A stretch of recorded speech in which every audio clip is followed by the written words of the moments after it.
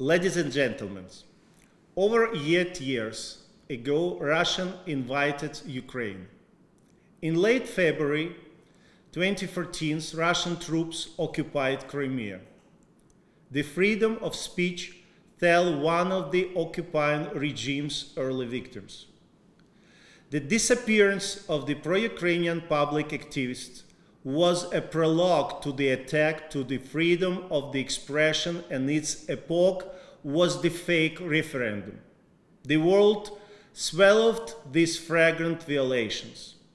Since then, there are no legal norms left in the temporarily occupied territories that Russia would not violate it. And today, in the 9th month of the full-scale war that Russia enlisted against Ukraine, I have to state, in Europe, in the 21st century, there are death camps again. They operate in Russia and the Ukrainian territory it occupies. It's hard to believe. It doesn't fit in your head, but it's fact. In this camp, Ukrainian prisoners of war are brutally tortured. They are forced to starve. They lack medical treatments. On some occasions, they are simply murdered. The story of those we succeed to get out of their chilling. Russia considers itself the legal successor of the USSR. Therefore, it's a party to the Geneva Conventions of 1949, including the Convention of the Treatment of the Prisoners of the War. However, it cynically violated the norms of this document. The United Nations and the International Red Cross Committee representatives are not allowed to visit to Ukrainian posts. Russia is blocking the work of United Nations missions investigating the terror attack against Mariupol defenders kept in Olenivka detention facility. In that site alone, the Russian uniformed terrorists mercilessly killed about 5 dozens of our soldiers.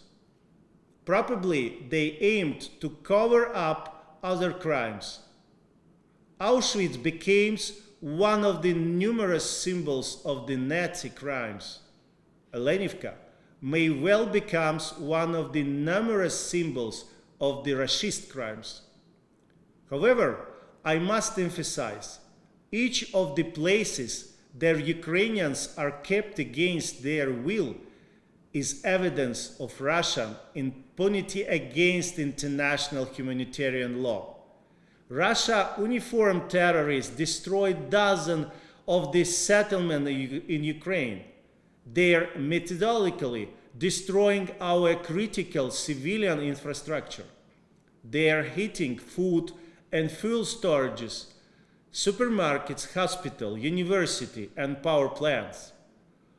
On the eye of the winter, the Russians are trying to destroy our energy system. The goal is obvious: to turn millions of the people into refugees or to make them die in the freezing darkness. The world learned about the town of Bucha because of the mass graves of the civilians the Russian occupiers had tortured and murdered. But we see the same picture in nearly every liberated Ukrainian town. For the Russian regime, all Ukrainian citizens it can reach are hostages, no matter what status they formally have: POWs, inmates, temporarily displaced person, evacuees. I emphasize, are hostages. Even children abducted en masse from the temporarily occupied territories. I will give one example. The international community can no longer delay. We must act as actively as possible. We must rescue Kremlin's prisoners and civilian hostages. Every day, every hour, costs lives of our people. Human rights protection under occupation is one of the central challenges we are facing. and it is impossible to do without world solidarity and the thirst for the justice. They must act decisively together. I propose the following plan. The first point, bring the issue of Olenivka access to Ukrainian prisoners of the war and protection of their rights to the global level. Adopt a joint declaration of ombudsman.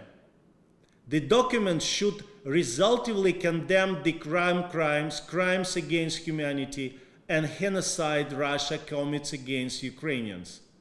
The second, do what the Red Cross did not dare to do, send a large joint mission, including ombudspersons from different countries, to the contact line. It should be there until Russia provides access to place of forced detention of Ukrainian prisoners. We should also create international missions of the ombudspersons seeking access to the prisoners and civilians hostages of the Kremlin. The third, prepare and publish relevant thematic reports. If you can be a witness, write down that with a witness tell. And these are just a few tools that we are already in our hands. If we don't take immediate steps together, crematoria may appear in Russia death camps. Thank you very much.